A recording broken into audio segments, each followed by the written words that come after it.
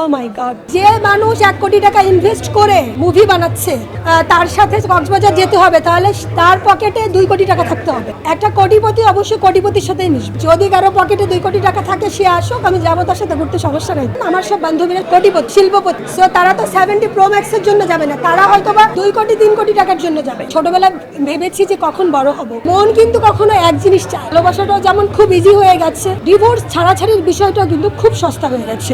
সাকিব খান তাকে নিয়ে কাজ করতে গেলে 5 কোটিও এখন হবে না, 10 কোটির উপরে যেতে হবে। দেখি না সাকিব ছাড়া আসো, সাকিব ছাড়া বলুক তো যে কোন হিরোইন সে সুপারহিট মুভি দিচ্ছে। আমি কখনো চাই না যে কোনো সুপারস্টারের সাথে কাজ করে আমি খুব রাতারাতি বড় হয়ে যাই। একটা সময় আমি অবশ্যই সুপারস্টার হব ইনশাআল্লাহ। ও মাই গড, মানে এটা তো আসলে যখনই খুব গভীরভাবে মনে করি, তো আসলে মানে ছোটোবেলায় ভেবেছি যে কখন বড় হব, আর এখন বড় হয়ে ভাবছি আহা, আবার যদি ছোট হতে পারতাম, সেই ছোটোবেলায় চলে যেতে পারতাম। ভালোবাসা একটা পুরো একটা সিলেবাস।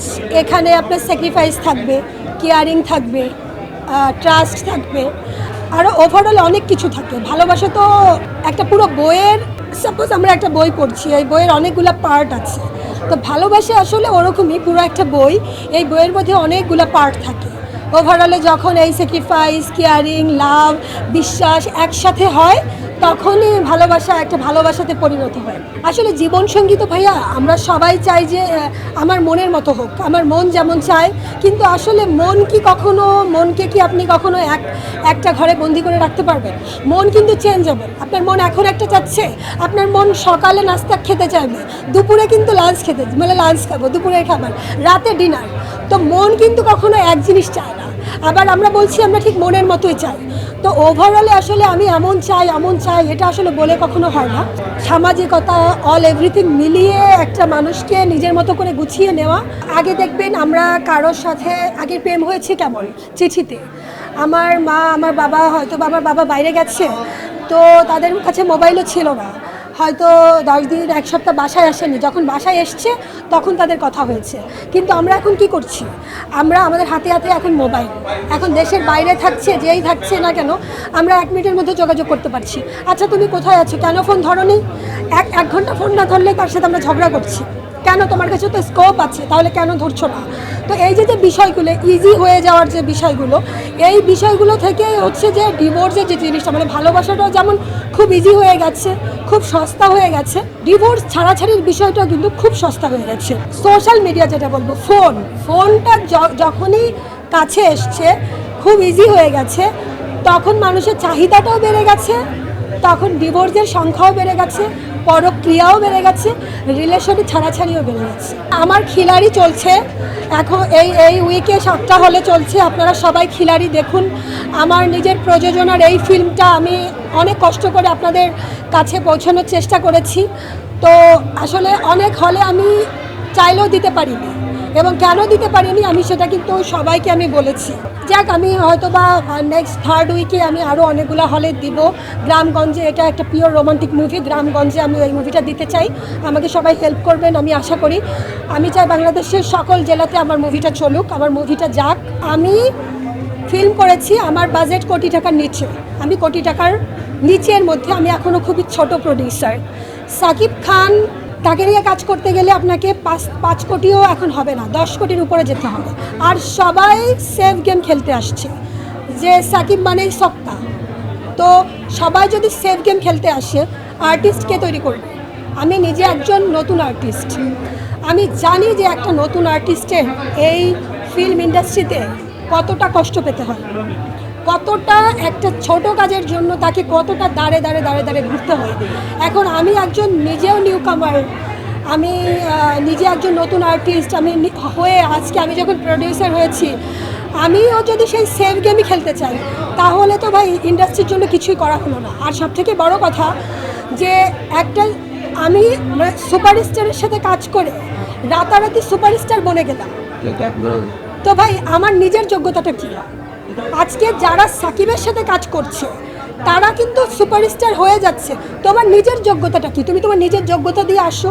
সাকিব ছাড়া আসো না, দেখি কতজন কয়টা হলে গিয়ে কয় টাকা আনতে পারছে, কয়টা সুপারস্টার মুভি দিতে পারছে, দেখি না। সাকিব ছাড়া আসো।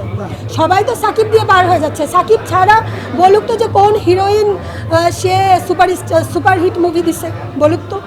সো যারা আসলে কষ্ট করে প্রত্যাশিত জায়গায় যাবে তারাই ওই জায়গাটার মূল্য বুঝবে।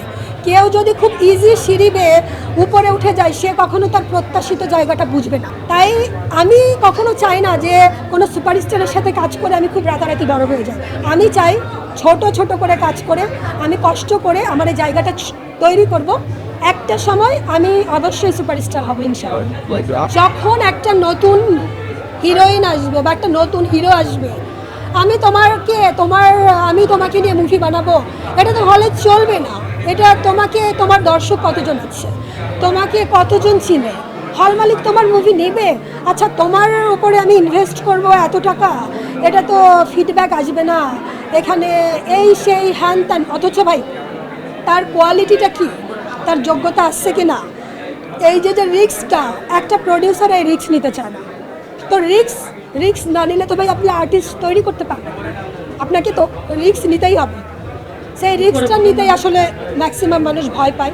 নিউ কামার যারা আসলে এখানে ওভারঅলে এই যে মানে আপনি কি দিচ্ছেন, আপনি কি নিচ্ছেন, এটা ডিপেন্ড করবে সম্পূর্ণ আপনার উপরে। আপনি যদি এখন শর্ট টাইম, ওই যে বললাম না, শর্ট টাইম গেম খেলতে চান যে হ্যাঁ আমি কাউকে বটগাছ বানিয়ে আমি উঠে যাব, সেটাও আপনি চাইলে করতে পারবেন। কিন্তু আপনি আপনার যোগ্যতা দিয়ে যদি উঠতে চান, হ্যাঁ সেটাও আপনি করতে পারবেন, বাট আপনার সময় লাগবে। যেটা আপনি হয়তো 1 বছরে পেয়ে যাবেন, সেটা আপনাকে পেতে 5 বছর লাগবে, বাট আপনি পাবেন। যোগ্যতা কখনো লুকিয়ে রাখা যায় না, এটা বিকশিত হবেই।